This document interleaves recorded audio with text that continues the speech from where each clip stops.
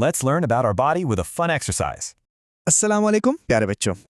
Today, we will solve a fun exercise. Are you ready? Okay, first question. We write with our hands, arms, or head. हम किससे लिखते हैं? What do you think? We use our hands to write. हम लिखने के लिए अपने हाथ इस्तेमाल करते हैं। So the correct answer is hands. Very good. Question number 2. The function of the nose is to taste, smell, or touch. नाक का काम क्या है? What does our nose do? We smell with our nose. हम अपनी नाक से सूंघते हैं.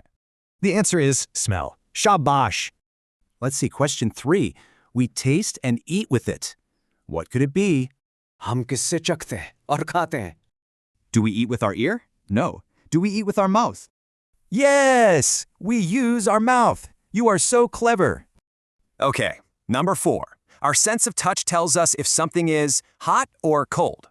हम अपनी छूने की हिस्स से क्या बताते हैं? Touch tells us if it is hot or cold. So the correct answer is hot or cold. Great job! Last question.